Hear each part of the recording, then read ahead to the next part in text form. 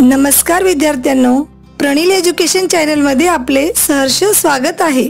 संकल्पना चित्रे तयार करा या मालिकेतील भाग 3। यापूर्वी आपण इतिहास विषयाचे संकल्पना चित्रे तयार करा मधील 2 व्हिडिओ पाहिलेले आहेत। राज्यशास्त्र या विषयातील पाठ क्रमांक 1, 2, 3 व 4 यावर आधारित संकल्पना चित्रे तयार करा या प्रश्नाचा अभ्यास आपण या व्हिडिओ मध्ये करणार आहोत।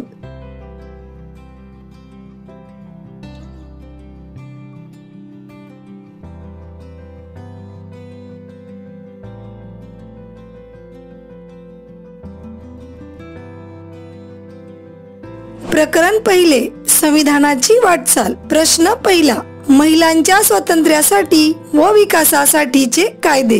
1. वडिलांच्या व पतीच्या संपत्तीत महिलांना समान वाटा। 2.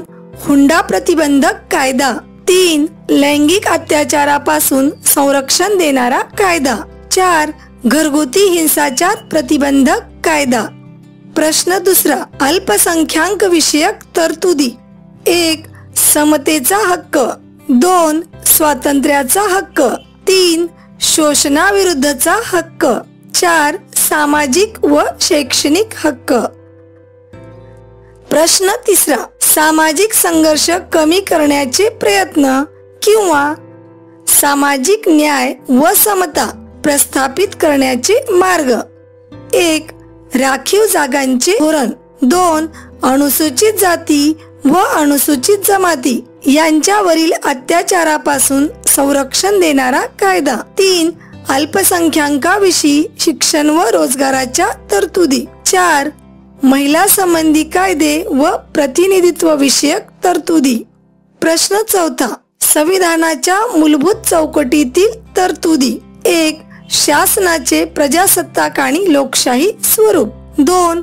संविधानाचे संघराज्यात्मक स्वरूप।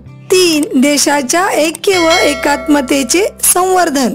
4. देशाचे सार्वभौमत्व। 5. धर्मनिरपेक्षता। 6. संविधानाची सर्वश्रेष्ठता। प्रश्न पाचवा, लोकशाही सुशासनाची वैशिष्ट्ये।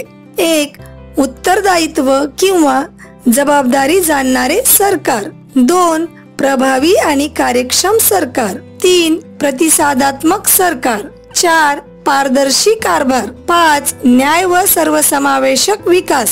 6. शासकीय यंत्रणेत व निर्णय प्रक्रियेत लोकांचा सहभाग। विद्यार्थ्यांनो, हा प्रश्न तुम्हाला टिपा द्या किंवा उत्तरे लिहा यासाठी सुद्धा विचारला जाऊ शकतो। प्रकरण दुसरे, निवडणूक प्रक्रिया यावर आधारित प्रश्न पहिला, निवडणूक प्रक्रियेसंबंधी निवडणूक आयोग, मतदार, राजकीय पक्ष व त्यांचे उमेदवार यांच्या भूमिका आपणास यामध्ये लिहावयाच्या आहेत। सर्वप्रथम, निवडणूक आयोगाची भूमिका। निवडणूक आयोगाला 1. मतदार याद्या तयार करणे। 2. निवडणुकांचे वेळापत्रक व संपूर्ण कार्यक्रम ठरवणे। 3. उमेदवारांच्या अर्जाची छाननी करणे। 4. राजकीय पक्षांना मान्यता देणे। 5. निवडणुकी संबंधी वाद सोडवणे। मतदाराची भूमिका: 1. आचारसंहितेचे पालन करणे। 2. प्रचार सभांना हजर राहून मत निश्चिती करणे। 3. मतदान करणे। राजकीय पक्ष व त्यांचे उमेदवार यांची भूमिका: 1. उमेदवार निश्चित करून त्यांना पक्षाचे तिकीट देणे। 2. निवडणुकीचा प्रचार करणे। 3. निवडणूक खर्चाचा हिशोब निवडणूक आयोगाला सादर करणे। 4. आचारसंहितेचे पालन करणे।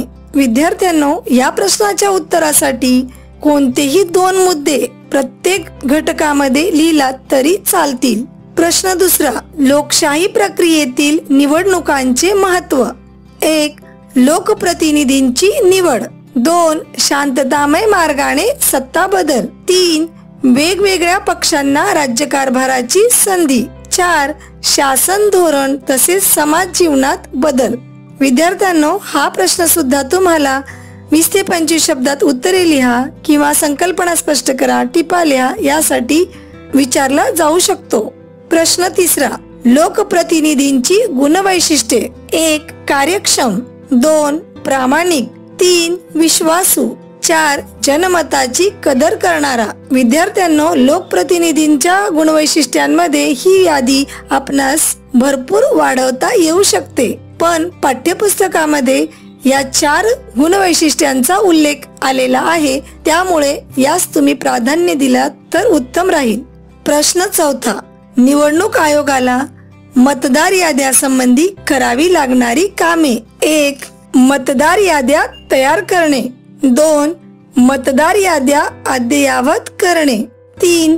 नव्या मतदारांचा समावेश करणे, 4. मतदारांना ओळखपत्र देणे. ही कामे निवडणूक आयोगाला मतदार याद्यासंबंधी करावी लागतात.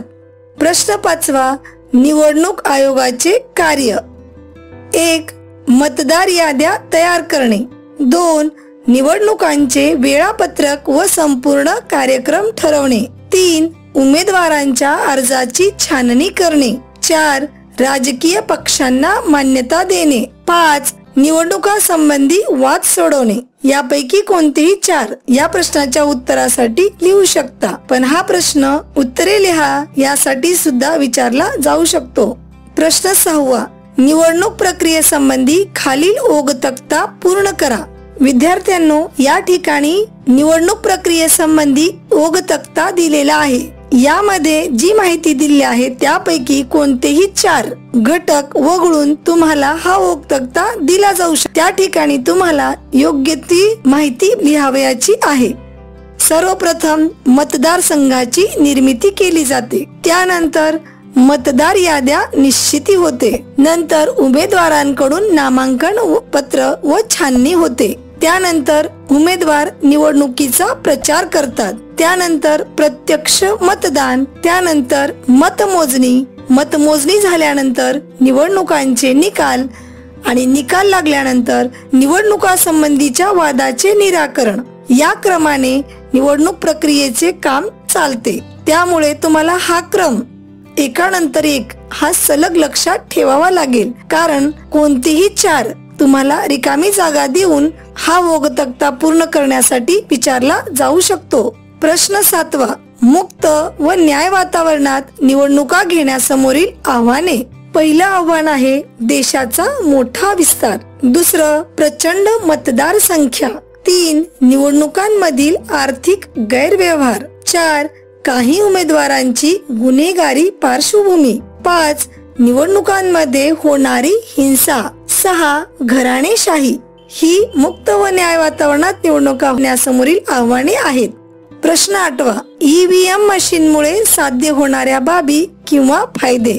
इलेक्ट्रॉनिक वोटिंग मशीनमुळे 1 मतदाराला वरीलपैकी कोणीही नाही हा पर्याय मतदाराला उपलब्ध करणे, 2 दिव्यांग व्यक्तींना मतदान करणे सोपे झाले, 3 पर्यावरणाच्या रक्षणाला मदत झाली, म्हणजे मोठ्या प्रमाणात मतपत्रिकांसाठी जी वृक्षतोड केली जात असे ती यामुळे थांबली, 4 निवडणुकांचे निकाल लवकर येऊ लागले, कारण त्यापूर्वी निवडणुकांचे निकाल जाहीर होण्यासाठी अनेक दिवसांचा कालावधी लागत असे. आज तो वेळही कमी झाला. हे फायदे आपणास इलेक्ट्रॉनिक वोटिंग मशीनमुळे झालेले दिसतात.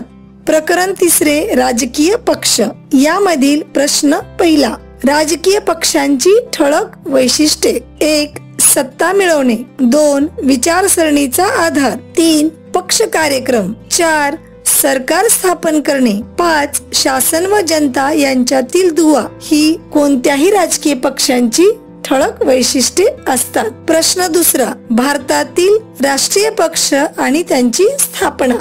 1 भारतीय राष्ट्रीय काँग्रेस, स्थापना 1885, 2 भारतीय कम्युनिस्ट पक्ष 1925, 3 भारतीय जनता पक्ष, स्थापना 1980, 4 भारतीय कम्युनिस्ट पक्ष मार्क्सवादी, स्थापना 1964, 5 बहुजन समाज पक्ष, स्थापना 1984, 6 राष्ट्रवादी काँग्रेस पक्ष, स्थापना 1999, 7 तृणमूल काँग्रेस, स्थापना 1998. विद्यार्थ्यांनो, हा प्रश्न तुम्हाला रिकाम्या जागी योग्य शब्द लिहा यासाठी सुद्धा विचारला जाऊ शकतो. यापैकी कोणतेही 4 पक्ष आणि त्यांची स्थापना या प्रश्नाच्या उत्तरासाठी तुम्ही लिहू शकता. प्रश्न 3. भारतातील काही प्रमुख प्रादेशिक पक्ष व राज्य. महाराष्ट्र शिवसेना, पंजाब शिरोमणी अकाली दल, जम्मू आणि काश्मीर नॅशनल कॉन्फरन्स, आसाम गण परिषद, तामिळनाडू द्रविड मुन्नेत्र कळघम. प्रश्न 4. महाराष्ट्रातील प्रादेशिक पक्ष. 1. शिवसेना, 2. महाराष्ट्र नवनिर्माण सेना, 3. शेतकरी कामगार पक्ष, 4. भारिप बहुजन महासंघ, 5. भारतीय रिपब्लिकन पक्ष, 6. समाजवादी पक्ष.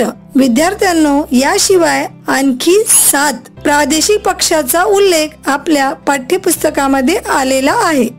यापैकी कोणतेही 4 तुम्ही या उत्तरासाठी लिहू शकता. प्रश्न 5. राष्ट्रीय पक्षाचे चिन्ह ओळखून पक्षाची नावे लिहा. 1 नंबरला जे चित्र आहे ते भारतीय राष्ट्रीय काँग्रेस या पक्षाचे निवडणूक चिन्ह आहे. 2 नंबरचे चित्र हे भारतीय कम्युनिस्ट पक्ष या पक्षाचे निवडणूक चिन्ह आहे.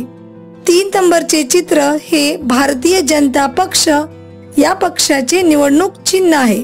4थे चित्र हे भारतीय कम्युनिस्ट पक्ष मार्क्सवादी या पक्षाचे निवडणूक चिन्ह आहे. 5वे चित्र हे बहुजन समाज पक्ष या पक्षाचे निवडणूक चिन्ह आहे. 6वे चित्र हे राष्ट्रवादी काँग्रेस पक्ष या पक्षाचे निवडणूक चिन्ह आहे.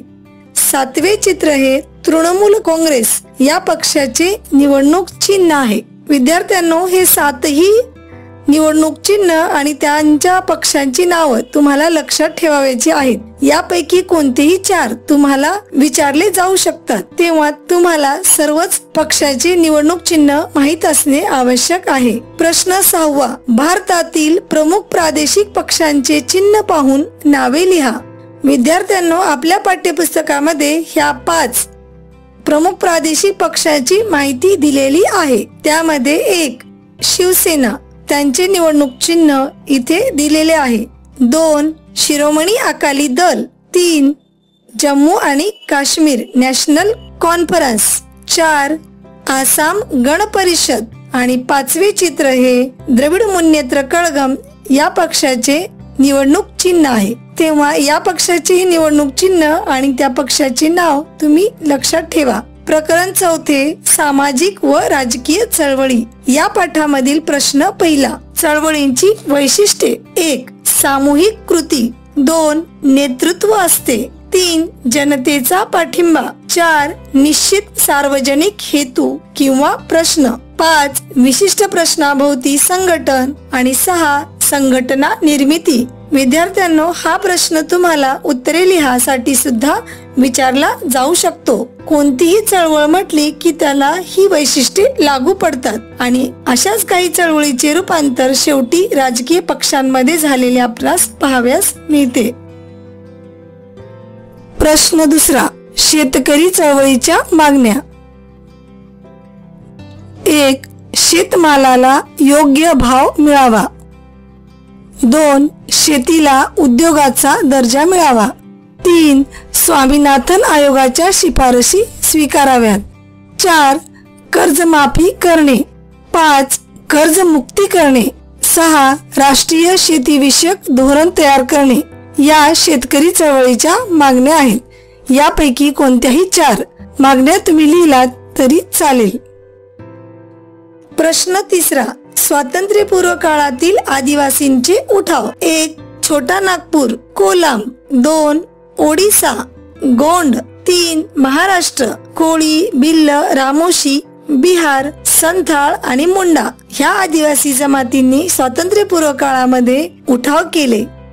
प्रश्न 4. कामगारांच्या समस्या. 1. अस्थिर रोजगार, 2. कंत्राटी कामगार, 3. आर्थिक असुरक्षितता, 4. कामगार कायद्याचे संरक्षण नसणे, 5. अमर्याद कामाचे तास, 6. कामाच्या ठिकाणी असुरक्षितता, 7. अनारोग्य ह्या कामगारांच्या समस्या आहेत.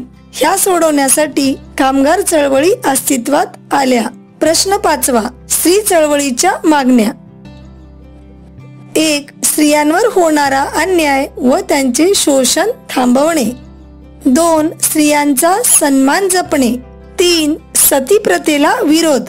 4. विधवा पुनर्विवाहास मान्यता. 5. स्त्री शिक्षण स्वातंत्र्य. 6. बालविवाहास बंदी. ह्या स्वातंत्र्यपूर्व काळातील स्त्री चळवळीच्या मागण्या होत्या. त्याशिवाय मतदान अधिकार आणि 8. स्त्री स्वातंत्र्य ह्या स्त्री चळवळीच्या प्रमुख मागण्या आहेत. प्रश्न 6. स्वातंत्र्यपूर्व काळातील स्त्री चळवळीतील समाज सुधारक. 1. ईश्वरचंद्र विद्यासागर. 2. राजा राममोहन रॉय. 3. महात्मा ज्योतिराव फुले. 4. सावित्रीबाई फुले. 5. महर्षी धोंडो केशव कर्वे. 6. पंडिता रमाबाई. 7. रमाबाई रानडे. प्रश्न 7. पर्यावरण चळवळीचे विषय. 1. जैवविविधतेचे संरक्षण करणे. 2. पाण्याच्या विविध स्रोतांचे जतन. 3. जंगलतोड थांबवणे. 4. रासायनिक द्रव्यांचा वापर थांबवणे. 5. हरितपट्ट्यांचे संरक्षण. 6. नद्यांचे प्रदूषण रोखणे.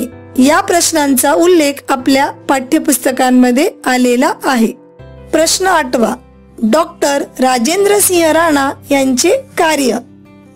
1. जोहड बांधून जलसंवर्धन. 2. तरुण भारत संघ संघटनेची स्थापना. 3. वन संवर्धन मोहीम. 4. वन्यजीवन संवर्धन मोहीम. 5. नद्यांचे पुनरुज्जीवन. 6. राजस्थानमध्ये जलक्रांती इत्यादी अनेक कामे डॉक्टर राजेंद्र सिंह राणा यांनी केलेली आहेत. त्यामुळेच राजेंद्र सिंह राणा यांना पाण्याचे नोबेल समजले जाणाऱ्या स्टॉकहोम वॉटर प्राइज याने त्यांचा सन्मान केलेला आहे. विद्यार्थ्यांनो, प्रणील एज्युकेशन चॅनलचे व्हिडिओ जर तुम्हाला आवडले असतील तर लाईक, शेअर आणि सबस्क्राईब करायला विसरू नका. धन्यवाद.